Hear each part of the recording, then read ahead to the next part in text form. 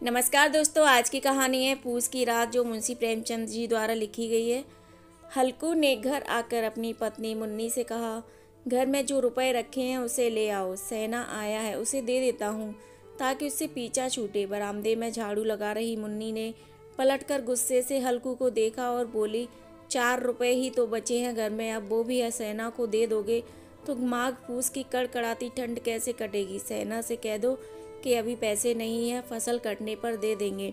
हल्कू एक घड़ी सोच में पड़ गया कि मुन्नी की बात भी सही है, कंबल के बिना ठंड काटना मुश्किल हो जाएगा। लेकिन हल्कू उस अड़ियल सेना को जानता था, वो पैसे लिए जाएगा नहीं। हल्कू ने सोचा कि सर्दियों को सर्दियों में देख लेंगे, फिलहाल इस बला से तो पीछा छूटे। हल्कू अपनी पत्नी की ओर बढ़ा और उसके पास जाकर बैठते हुए धीरे से उसकी खुशामद करते हुए बोला, दे देना पैसे, कम से कम यह पीछा तो छोड़ेगा, और कंबल के लिए मैं तब तक कोई दूसरा उपाय सोच लूँगा। हल्कू की बात सुनकर मुन्नी गुस्सा हो गई। हल्कू को गुस्से से घूरते हुए मुन्नी ने कहा, तुम तो चुप ही रहो, बताओ जरा कौन सा उपाय है तुम्हारे पास। ऐसे ही कोई तुम्हें खैरात में कंबल तो देगा नहीं, न जाने कौन सा कर्ज है जो कभी चुकता ही नहीं। तुम न खेती करना छोड़ दो, क्या फ़ायदा खेती का, जब फसल होते ही पूरी कमाई कर्ज चुकाने में चली जाए। तुम्हें जो सही लगता है तुम करो, लेकिन मैं तो एक पैसा नहीं दूंगी। मुन्नी को गुस्से से लाल होता देख हल्कू उदास हो गया और धीमे से बोला, तो क्या मैं उसकी गाली खाऊं। उसकी बात सुनकर मुन्नी का मन पसीज गया और आवाज़ में थोड़ी नरमी लाते हुए बोली, ऐसे कैसे हुआ गाली देगा, क्या उसका राज चलता है यहाँ।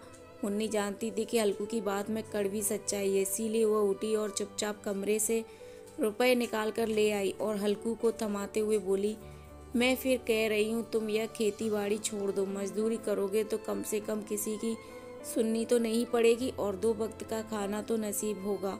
मुन्नी की बात सुनकर हल्कू चुपचाप सिर झुकाए रुपए लेकर बाहर चला गया। हल्कू उन 3 रुपए की अहमियत जानता था जिसे उसने पाई पाई जोड़कर कंबल खरीदने के लिए जमा किए थे। सेना को रुपए थमाते हुए हल्कू के हाथ कांपने लगे, जैसे वह सीने से अपना दिल निकालकर सेना की हथेली में रख रहा हो। वक्त बीतता गया और पूस की वो कड़कड़ाती सर्द रातें भी आ गईं। आसमान में जैसे चांद तारे भी ठंड से ठिठुरते लग रहे थे। हल्कू अपने खेत के किनारे बांस व पत्तों से बनाई मचान के नीचे पुरानी सी चादर ओढ़े कप कपाते हुए बैठा था और साथ में उसका कुत्ता जबरा भी उसके साथ था, जो सर्दी के कारण बार बार कूं कूं की आवाज़ निकाले जा रहा था। ठंड इतनी ज़्यादा थी कि दोनों की आंखों से नींद कोसों दूर थी।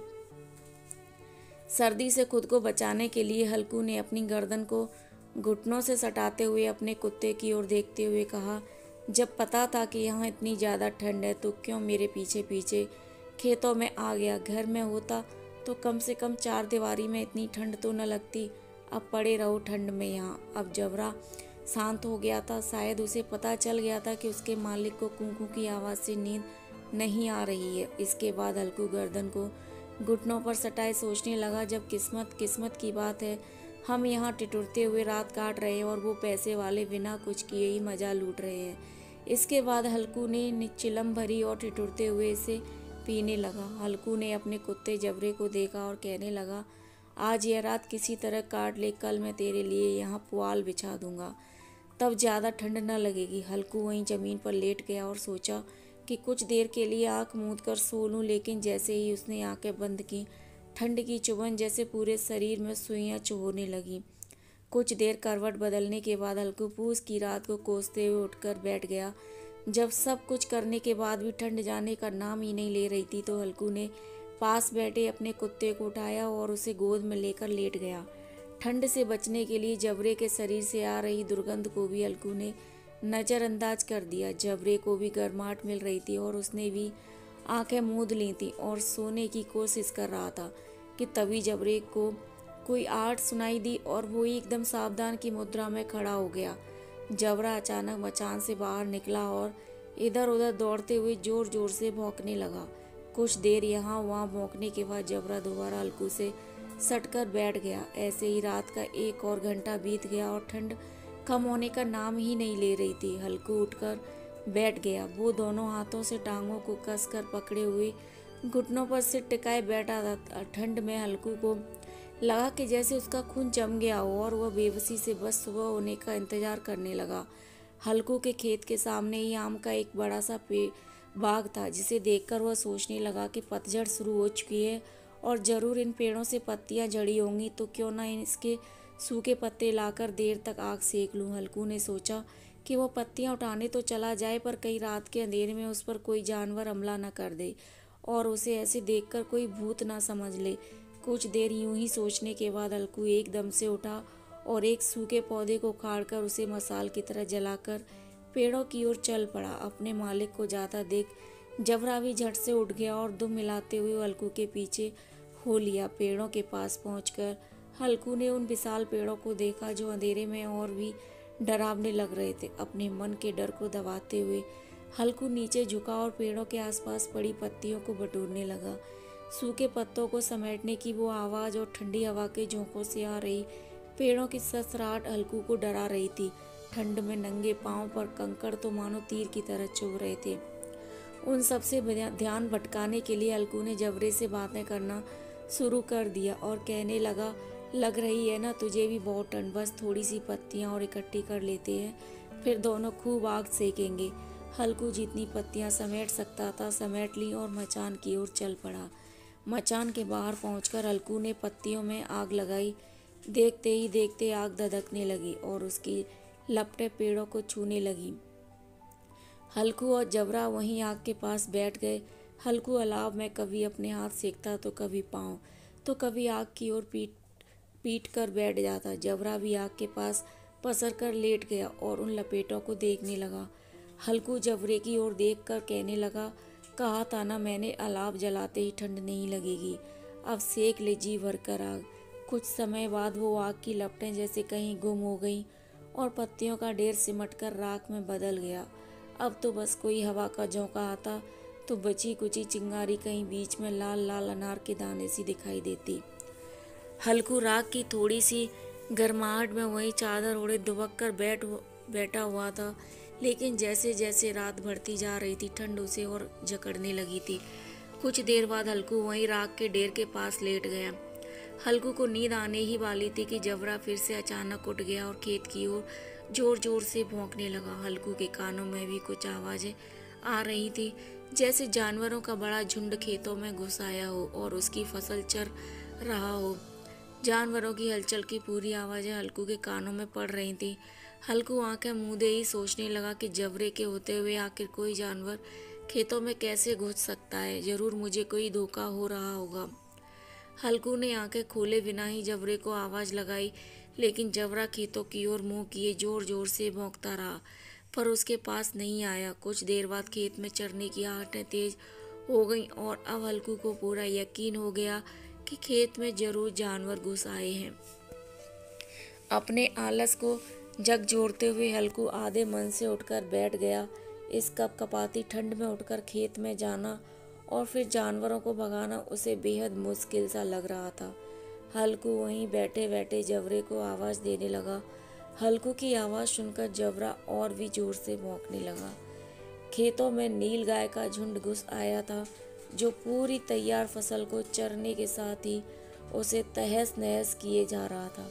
जबरा अपना गला फाड़ फाड़ कर भौंके जा रहा था, जैसे उन्हें वहां से चले जाने को कह रहा हो। इस बार हल्कू ने पक्का इरादा करते हुए खुद को समझाया और चादर को शरीर पर लपेटते हुए खेत की ओर जाने के लिए कदम बढ़ाने लगा। हल्कू कुछ कदम ही चला था कि अचानक तेज हवा के झोंके ने उसके कदम रोक लिए। हल्कू को ऐसा लगा कि जैसे किसी ने सैकड़ों सुइयां उसके शरीर पर चुभो दी हों और उसका पूरा शरीर अकड़ गया हो। हल्कू दौड़ता हुआ राख के ढेर के पास लौट आया और पास पड़ी लकड़ी से उसे कुरेदने लगा, ताकि उसके शरीर को कुछ तो गर्माहट मिले। जबरा खेतों के पास भौंकता रहा और हल्कू उस राख के ढेर के पास सिकुड़ कर बैठा रहा, जैसे उसे किसी ने जकड़ रखा हो। नील गाय के झुंड ने देखते ही देखते पूरे खेत को तहस नहस कर दिया। हल्कू उसी राख के ढेर के पास चादर ताने सो गया और जानवरों के जाने के बाद जबरा भी हाँफते हुए हल्कू के पास आकर बैठ गया। सुबह जब हल्कू की आँख खुली तो दिन चढ़ आया था और धूप निकल आई थी। सामने बैठी मुन्नी उसे गुस्से से घूरते हुए जोर जोर से कह रही थी, दिन भर सोए रहे होगे क्या, उठकर देखो तो सही, जानवरों ने पूरी फसल का क्या हाल कर दिया। अब हम क्या करेंगे, तुम्हारे रात में खेत में होने के क्या फ़ायदा। अगर चादर तान कर सोना ही था तो घर पर ही पड़े रहते। मुन्नी को चुप होते ना देख हल्कू धीरे उठा और उससे पूछा, क्या तुम खेत से होकर आ रही हो? क्या सच में हमारी पूरी फसल तबाह हो गई है?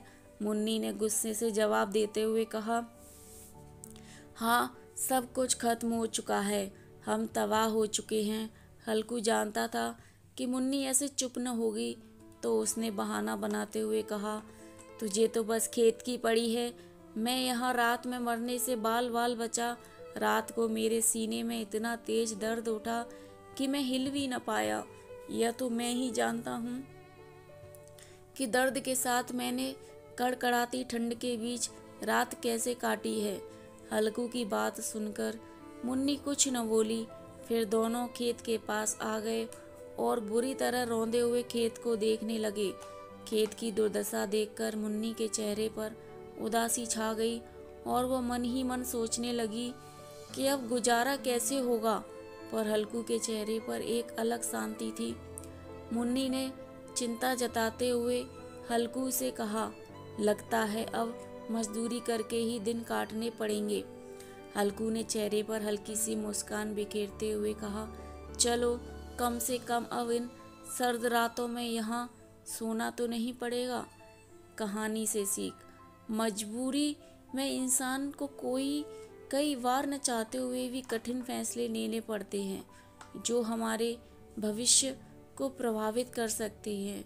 विपदा कभी भी आ सकती है, इसलिए हमेशा चौकस रहना जरूरी है। दोस्तों, यह कहानी कैसी लगी? अच्छी लगी हो तो वीडियो को लाइक, शेयर एंड सब्सक्राइब करिएगा और अपना कीमती समय देकर इस कहानी को पढ़ने के लिए, सुनने के लिए आपका दिल से धन्यवाद।